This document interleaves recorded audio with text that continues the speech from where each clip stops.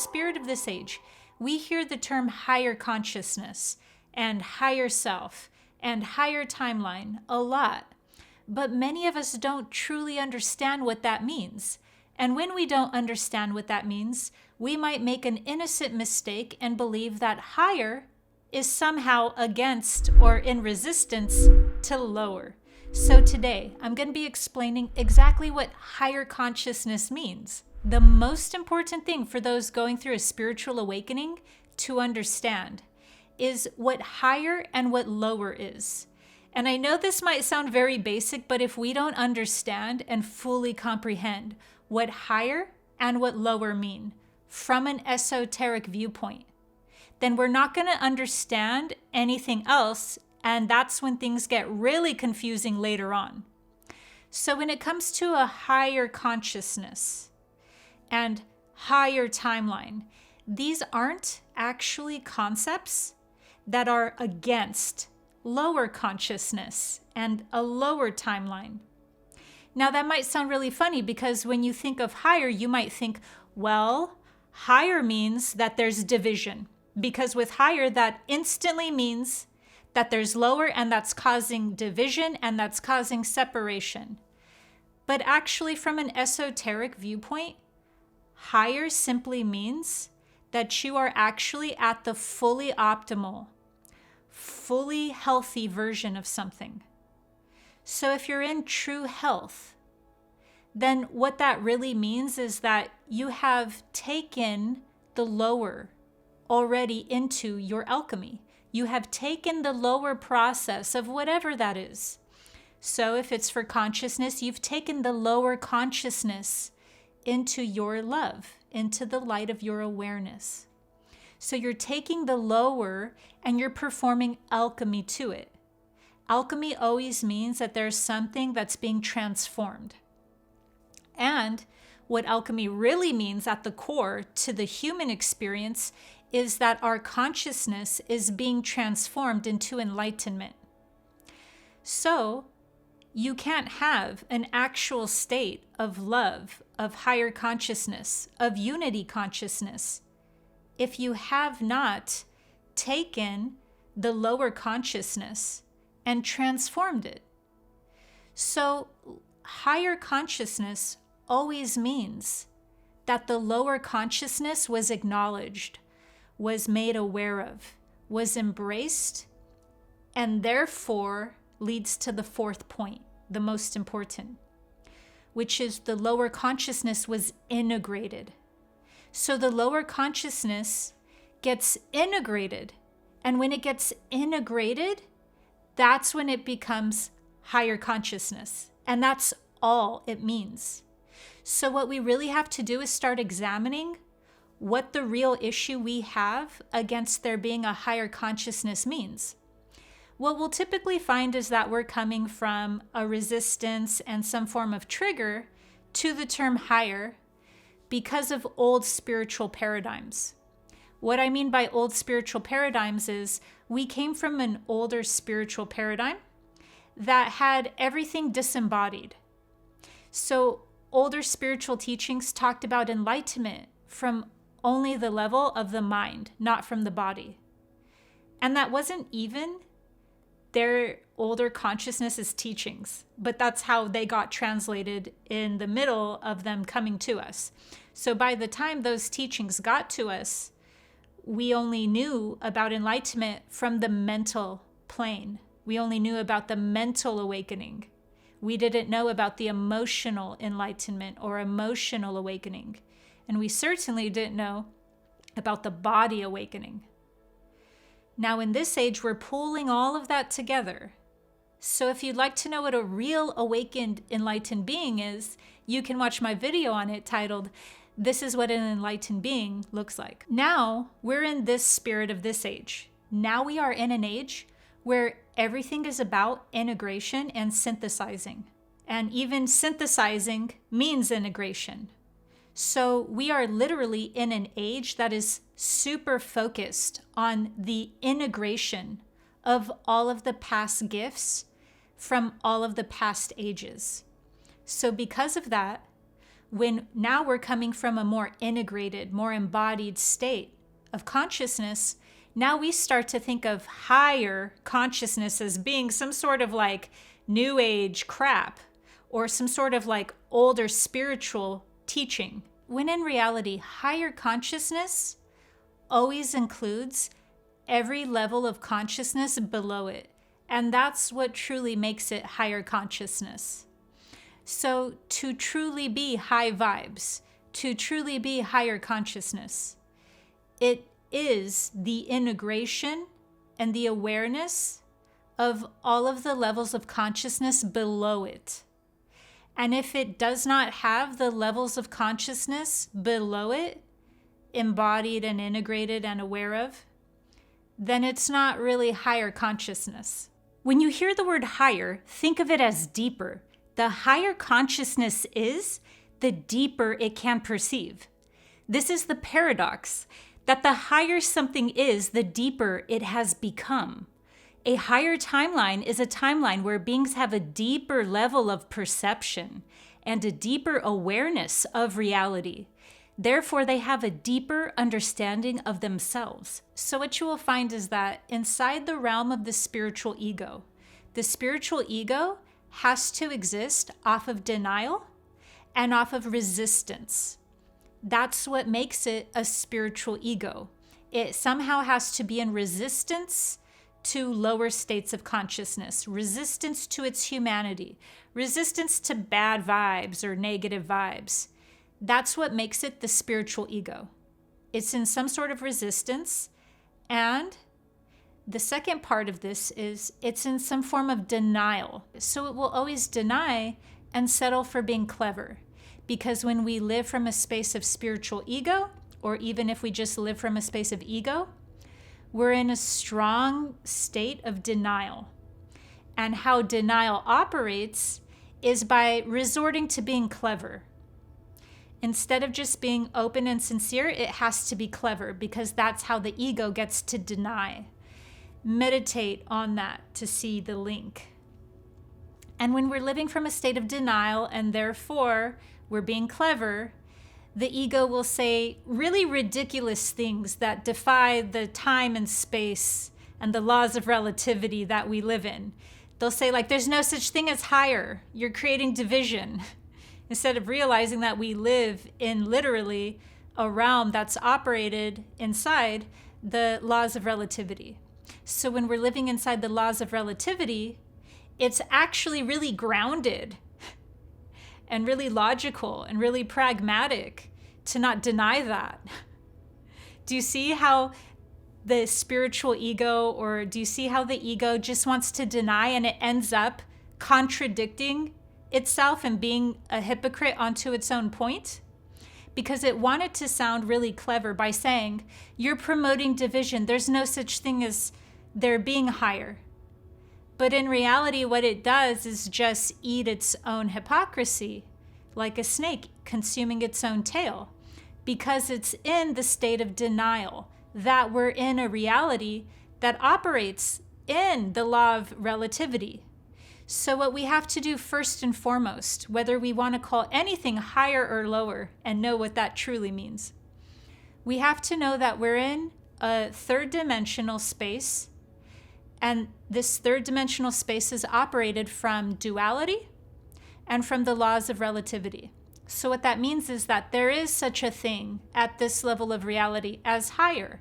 And there is such a thing at this level of reality as lower. And there's such a thing as a left and a right. And a me and a we. So we're in a state already of there being separation. But that doesn't mean that it's something that's negative. It can mean something negative, but it doesn't automatically mean something negative.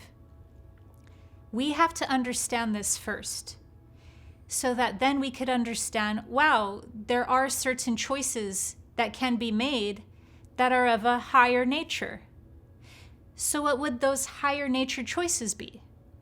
Well, once again, if we're looking at higher consciousness through the lens of esoteric, the esoteric meaning of higher consciousness means that it can see above the lower levels of consciousness and the lower levels of reality. So it can acknowledge those. It has already encompassed everything below it. And that's why you see that higher density beings, whether you call them aliens or whether you call them angels or whatever you want to call non-physical beings that are of a higher density. Those higher density beings can see us, but we can't see them, right? Well, it's the same for looking at higher consciousness from the lens of the esoteric meaning. The esoteric meaning of higher consciousness means that it contains all of the levels below it. It's not in resistance to it. It's not in denial of the lower. And that's what makes it truly higher. If we don't understand this, as basic as it may sound, we're not going to truly understand what higher timelines mean, what higher self means, what higher consciousness means, because we're going to come from the very innocent space of thinking that higher means that we're resisting the lower. When in reality, higher just means we have more love. And when we have more love, that means we have more consciousness. Love is consciousness. To become more aware means we have a larger capacity to hold truth. So what you have is consciousness, love, and truth.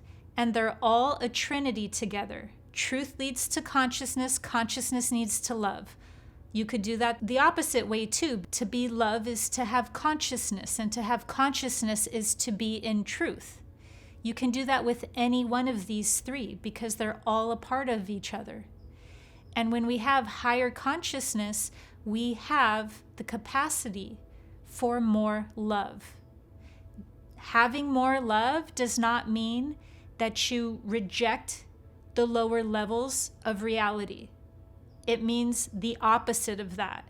Having more love means you have embodied, you have been aware of the lower levels of consciousness, just like how non-physical, higher density beings can see us, but we can't see them. So the higher can always see the lower. It's the lower consciousness where now we start getting into denial and not being able to be aware of. So here's the paradox of this. The lower level consciousness cannot embody, cannot become aware of higher consciousness. But higher consciousness can always embody and become aware of the lower consciousness. Do you see that? So that's what makes it higher, and that's what makes something lower.